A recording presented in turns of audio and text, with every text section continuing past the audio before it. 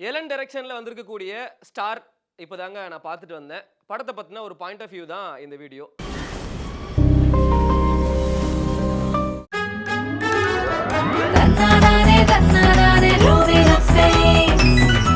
GUI, இந்தியாவின் தலைசிறந்த vernacular edtech brand, skilling everyone everywhere. படம் எப்படி இருக்கு அப்படின்னா, ஒரு மாதிரி என்ன சொல்றது, பியார் பிரேமா காதல் பார்த்துட்டு இவரோட படைப்பு எப்படி இருக்க போகுது அப்படிங்கிற மாதிரி ஒரு ஒரு யோசனை இருந்துச்சு. ட்ரெய்லர் பார்த்ததுக்கு அப்புறம் நமக்கு நிறைய ஒரு கியூரியாசிட்டி கொடுத்துச்சு அப்படின்னு தான் சொல்லணும். என்னப்பா கவினோட பெர்ஃபார்மன்ஸ் பயங்கரமா இருக்கு.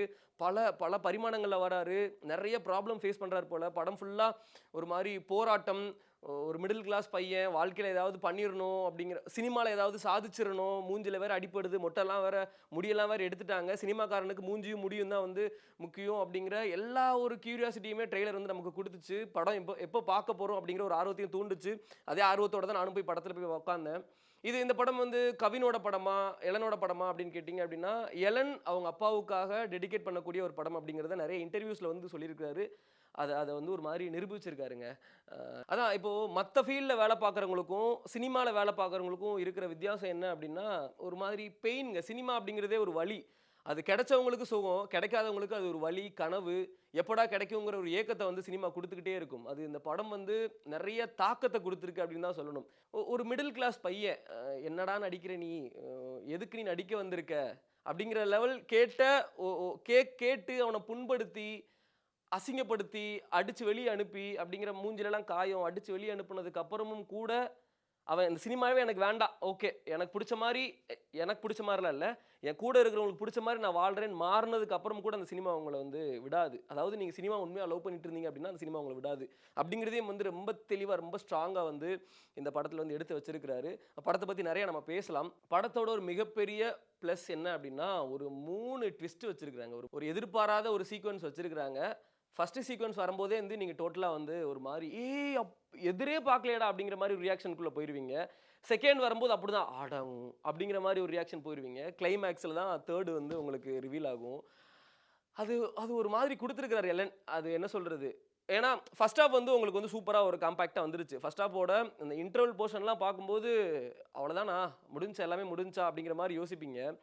இன்டர்வல் முடிஞ்சதுக்கப்புறம் ஒரு ஒரு ஒரு அழுகை காட்சி வரும். ட்ரெய்லரில் வந்து கவின் அழுவார் தெரியுமா, அந்த சீக்வன்ஸ் இன்டர்வல் முடிஞ்சதுக்கப்புறம் வரும். படத்தில் நான் எதையும் ஸ்பாயில் பண்ண மாட்டேன். ஸோ நம்பி நீங்கள் இந்த வீடியோ பார்க்கலாம், எதையுமே ஸ்பாயில் பண்ண மாட்டேன். அந்த இது வந்ததுக்கப்புறம் படம் வந்து ஒரு 15 நிமிஷம் வந்து என்ன கொஞ்சம் ஸ்லோவாக போகிற மாதிரி இருக்குது. ஒரு லவ் சீக்வன்ஸ், அதாவது நம்ம கவினுக்கும் ஒரு ஹீரோயினுக்கும் உள்ள ஒரு லவ் சீக்வன்ஸ் இருக்குது. அது வந்து என்ன கொஞ்சம் ஸ்லோவாக போகிற மாதிரி இருக்கே அப்படிங்கிற மாதிரி உங்களுக்கு தோணும். ஆனால் கிளைமேக்ஸில் ஓகே அந்த சீக்வன்ஸ் கண்டிப்பாக அந்த படத்துக்கு தேவை அப்படிங்கிறத வந்து நீங்கள் ஃபிக்ஸ் ஆகிக்குவீங்க. ஸோ படத்தில் நடிச்சிருக்கக்கூடிய காஸ்ட்டை பற்றி பார்த்துடலாம். அப்புறம் இந்த படத்தை பற்றி டீட்டெயில்டாக பார்க்கலாம். படத்தோட ஃபஸ்ட்டு எங்கேருந்து ஆரம்பிக்கலாம்னா லால் சார்லேருந்து ஆரம்பிக்கலாங்க. ஏன்னா அவர் தான் எக்ஸ்பீரியன்ஸ் பிளேயர். அவரோட எக்ஸ்பீரியன்ஸை பற்றி பேசுகிற அளவுக்கு நமக்கு எக்ஸ்பீரியன்ஸ் இல்லை அப்படிங்கிறத நம்ம ஒத்துக்கணும். கவினோட அப்பாவாக வந்து ஒரு பயங்கரமான ஒரு ஒரு அப்பாவால் ஒரு கவினோட ஃப்ரெண்டாக ஒரு வெல்விஷராக அந்த படத்தில் வராரு. இந்த மாதிரி அப்பா சினிமாவில் வாய்ப்புக்காக அலைஞ்சிட்டு இருக்கக்கூடிய, தேடிட்டு இருக்கக்கூடிய எல்லா இளைஞர்களுக்கும் இந்த மாதிரி ஒரு அப்பா கிடைக்கணும் தான் இந்த படம் பார்த்ததுக்கப்புறம் எல்லாரும் ஆசைப்படுவாங்க. அந்தளவுக்கு ஒரு பயங்கரமான சப்போர்ட்டை கொடுப்பார். நீ போய் சாதிடா, என்னால் முடியல, நான் சினிமாவில் ஜெயிக்கணும்னு நினச்சேன், முடியல. சிவாஜி கணேசன் சார் வந்து என் நடிப்பு நல்லா இருக்கு அப்படின்னு சொன்னதுனால ஊரை விட்டு வந்து சென்னைக்கு வந்து வாய்ப்பு தேடி கிடைக்காம ஃபோட்டோகிராஃபிக்குள்ளே போயிட்டு உங்களையும் படிக்க வச்சு குடும்பத்தையும் படிக்க வச்சு அப்படிங்கிற மாதிரி ஒரு மொட்டைமாடி சீக்வன்ஸ் இருக்குது. அதெல்லாம் என்ன ஆமாம் ஆமாம் அப்படிங்கிற மாதிரி தான் இருந்துச்சு. ஸோ செமையாக பண்ணியிருக்காங்க லால் சார். அதுக்கப்புறம் லால் சாரோட ஒய்ஃபாக கவினோட அம்மாவாக ஒருத்தவங்க பண்ணியிருக்காங்க, அவங்களும் சூப்பராக பண்ணியிருக்காங்க. அது ஒரு சீக்வன்ஸ்லாம் வந்து வரும், ஒரு ஒரு ஒரு ஒரு பாடி ஒன்று இருக்கும், அது பக்கத்தில் ஒரு நடிக்கிற சீக்வன்ஸ் வரும். பயங்கரமாக என்ஜாய் பண்ணும். அதை நான் ரிவீல் பண்ண விரும்பலை, தேட்டரில் போய் பாருங்கள். அப்புறம் கவின் பிரதரோட ஒரு ஃப்ரெண்டாக ஒருத்தர் வந்திருப்பார். அவர் ஒரு சின்ன ஒரு ஷார்ட் போர்ஷன் தான் வருவார். அவரும் வந்து ஒரு சின்ன நகைச்சுவை போடுவார், அப்படி போயிடுவார். எங்கள் படத்தில் வந்து காமெடி சீக்வன்ஸ்லாம் எதுவுமே கிடையவே கிடையாதுங்க. படம் ஆரம்பத்திலேருந்து எண்டு வரைக்குமே ஒரு சாதிக்கணும்னு ஒரு அலையிற ஒரு பையனோட ஒரு தேடல் தான் வந்து ஸ்டார் மூவி. ஸோ அவரும் வந்து நல்லா பண்ணியிருந்தாங்க. 2 ஹீரோயின் பிரீத்தி, அதித்தி. பிரீத்தியோட பர்ஃபார்மன்ஸ் சூப்பராக இருந்துச்சு, அதித்தியோட பர்ஃபார்மன்ஸ் சூப்பராக இருந்துச்சு. அதித்தியை பற்றி நம்ம கொஞ்சம் பேசணும், அதை நான் அப்புறமேட்டு வரேன். கவின் ஒரு மாதிரி தாங்கி பிடிச்சிருக்கிறார். இது வரைக்கும் எந்த படத்துலையுமே வந்து அவர் இவ்வளோ எஃபர்ட் போட்டு நடிச்சிருப்பாரா? எல்லா இடத்துலையும் அஃப்கோர்ஸ் எஃபர்ட் போட்டு தான் நடிப்பார், எல்லா மூவிலையும். இதில் ரொம்ப எக்ஸ்ட்ரா போட்டிருக்கிறாரு. முக்கியமாக சொல்லணும் அப்படின்னா, இன்டர்வலுக்கு முன்னாடி ஒரு போர்ஷன் லால் சார் கிட்ட கவின் பிரதர் ஒரு டயலாக் சொல்கிற ஒரு போர்ஷன், அது வந்து நம்ம ஸ்டார் மூவி அனௌன்ஸ்மெண்ட் வந்தப்போ ஒரு டயலாக் ஒன்று யுவன் சாரோட மியூசிக்கோட ஒரு கன்னடி மண்டலம் நின்று ஒரு பேசுகிற டயலாக் இருக்குல்ல, அதை பேசும்போது கவின் அப்பா அப்படி தெரிஞ்சார் நமக்கு. டைரக்டர் எலன் அவரோட படம் தான். முழுக்க முழுக்க இது அவரோட படம் தான். ஹீரோ கவினா இருந்தாலுமே, இந்த படத்தோட உண்மையான ஹீரோ டைரக்டர் எலன் ஒரு மாதிரி சூப்பரா எழுதியிருக்கிறாருங்க. வலிய கொட்டியிருக்கிறாரு. அவரோட வலிய கொட்டியிருக்கிறாரு. சினிமாவோட தேடல வந்து கண்டுபிடிச்சிருக்கிறாரு. இந்த படத்துல நெறையா என்ன சொல்றது? அவர் தேடி இருக்கிறாரு. அந்த தேடலுக்கு விடையும் வந்து அவரே குடுத்திருக்கிறாரு இந்த இதுல. அவங்க அப்பாவுக்கு டெடிகேட் பண்ணியிருக்கிறாரு. ஒரு இன்டர்வியூலயுமே டைரக்டர் எலன் சொல்லும்போது, அவரு அப்பா மேல வச்சிருக்கக்கூடிய காதல் வந்து என்ன என்னப்பா இவ்ளோ பெரிய இவரா இருக்காரு. அப்பா மேல இவ்ளோ காதல் வச்சிருக்காரா? அப்படிங்கிற மாரிலாம் யோசிக்க தோணுச்சு. ஆனா, படம் பார்த்ததுக்கு அப்புறம் உண்மையாவே லவ் வச்சிருக்காருய்யா. இந்த மனுஷன் அப்பாவ வந்து என்ன சொல்றது? வேற மாரி பார்த்துட்டு இருக்காரு அவர. ஒரு ரோல் மாடலா பார்த்துருக்காரு. அப்பாவுக்கு பியூரா டெடிகேட் பண்ணியிருக்காருங்க. படத்தினுடைய இசை யுவன் சங்கர் ராஜா அது திருப்பி வந்துட்டாருன்னு நெனைக்கிறேன். நம்ம யோசிச்சுக்கிட்டு இருந்தோம். எங்க சார் யுவன் சார் போயிருந்தீங்க? 7 G rainbow colony, Kadhal Kondein இந்த மாரி படத்துங்கள்லாம் ஒரு மியூசிக் ஒண்ணு போட்டு எல்லாத்தையும் ஒரு மாரி உட்கார வச்சிருப்பார்ல. அத திருப்பி எடுத்துட்டு வந்து குடுத்துருக்காரு ஸ்டார் கிட்ட. அத விட ஒரு சர்ப்ரைஸா ஒரு பாட்டு ஒன்று இருக்கு. அத நான் ரிவீல் பண்ண விரும்பல. அத நீங்க போய் படத்துல பாருங்க. நான் சொன்னேன்ல ஒரு 3 முக்கியமான சர்ப்ரைஸ். அதுல அது ஒண்ணு. யுவன் சார் சூப்பரா போட்டிருக்கிறாரு. சொல்றதுக்கு நோ வேர்ட்ஸ் அப்படிங்கிற மாரி இருக்கு.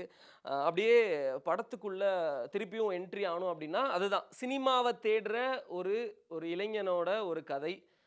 சின்ன வயசுலேருந்து அவன் சினிமாவுக்குள்ள போய் சாதிக்கிறானா இல்லையா அப்படிங்கிற அந்த லெவல் வரைக்கும் இருக்கக்கூடிய அந்த டிராவல், அவன் ஃபேஸ் பண்ற கஷ்டம், முகம் முக்கியமா சினிமாக்காரனுக்கு முகம் அப்படிங்கிறது தான் முக்கியம். அந்த முகத்துல ஏற்படக்கூடிய ஒரு மிகப்பெரிய காயம். அத நம்ம ட்ரெய்லர்ல பார்த்திருப்போம். முடி இருக்காது, தழும்பு எல்லாமே நம்ம பார்த்திருப்போம். அத தாண்டி அவன் எப்படி சினிமால ஜெயிக்கிறான் அப்படிங்கிற இது.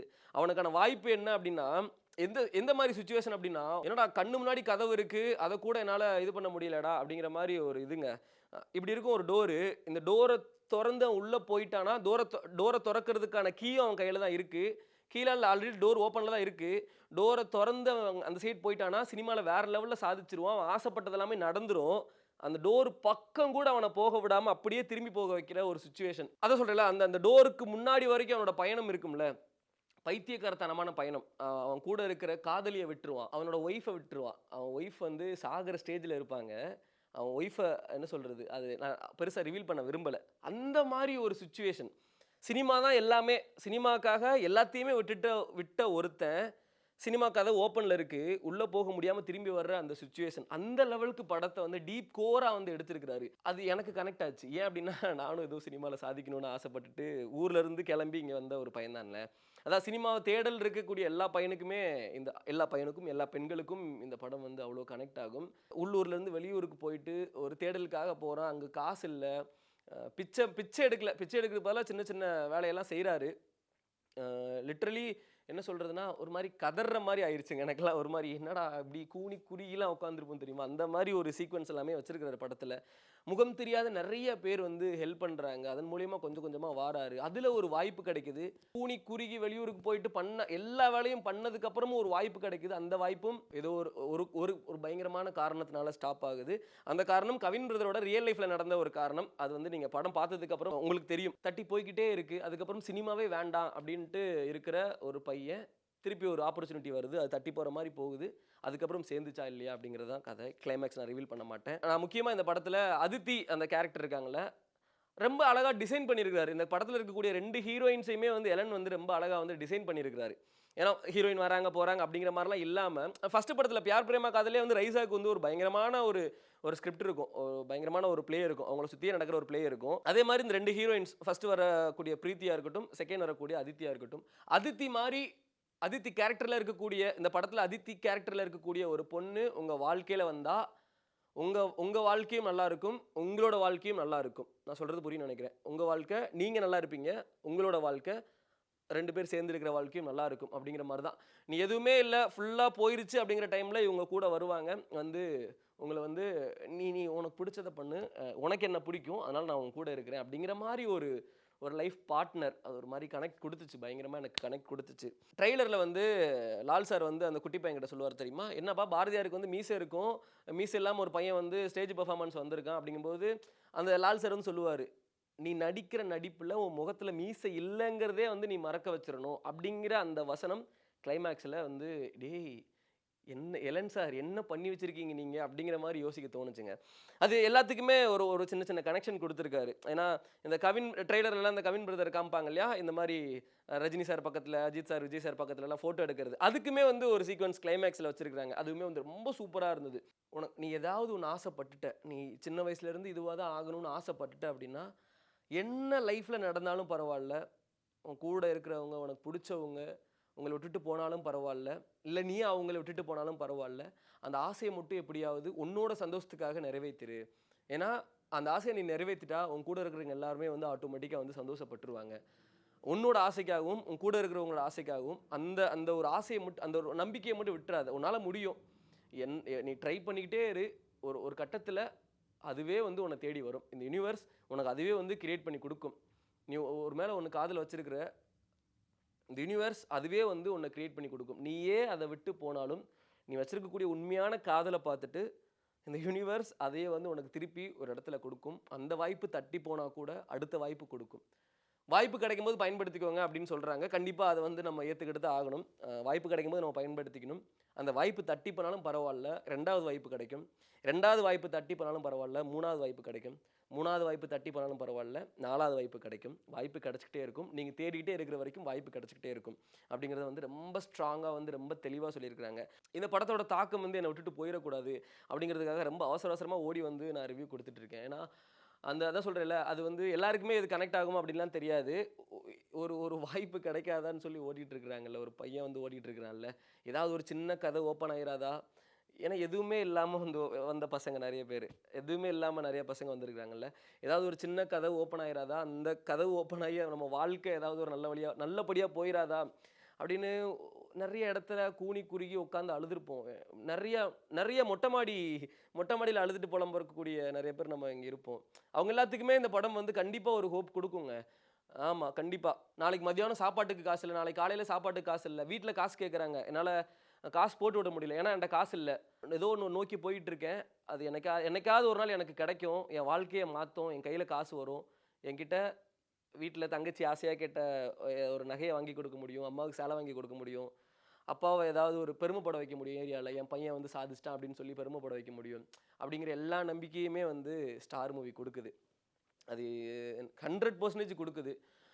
அது நீங்கள் படம் பார்த்தீங்கன்னா 100% உங்களுக்கு தெரியும். அது ஒரு மாதிரி கலங்குற மாதிரி இருக்குது. அது கண்டிப்பாக நீங்கள் படம் பார்த்தீங்கன்னா உங்களுக்கு தெரியும். அதை அவ்வளோ அழகாக வந்து டெலிவர் பண்ணியிருக்கிறாரு. நம்ம எலன் அவர்கள் வந்து டெலிவர் பண்ணியிருக்கிறாரு. அவர் ரியல் லைஃப்பில் ஸ்ட்ரகிள் ஆயிருக்கிறாரு. அதை நம்ம பார்க்க முடியும். ஏன்னா பியார் பிரேமா காதல் வந்து எவ்வளோ வருஷம் ஆச்சு அப்படிங்கிறது நமக்கு தெரியும். அவரோட ரியல் ஸ்ட்ரகிள் இந்த படத்தில் தெரியுது. கவின் அவர்களோட ரியல் ஸ்ட்ரகிள் இந்த படத்தில் தெரியுது. அவரும் எவ்வளோ கஷ்டப்பட்டிருக்கிறார் அப்படிங்கிறது நமக்கு தெரியும். எல்லாருமே இந்த படத்தில் நடிச்சிருக்கக்கூடிய எல்லாருமே வந்து கஷ்டப்பட்டு வந்தவங்க தான். அவங்களோட அந்த உண்மையான கஷ்டத்தை தான் வந்து படமாக எடுத்துருக்குறாங்க. அந்த கஷ்டம் கூட சேர்ந்து நம்மளோட கஷ்டமும் உள்ளே சேர்ந்து எல்லாத்துக்குமே ஒரு விடையாக வந்து ஸ்டார் மூவி வந்து முடிஞ்சிருக்கு. படம் நீங்கள் தியேட்டரில் பார்த்துட்டு எப்படி இருக்குது அப்படிங்கிறத சொல்லுங்கள். பாய்.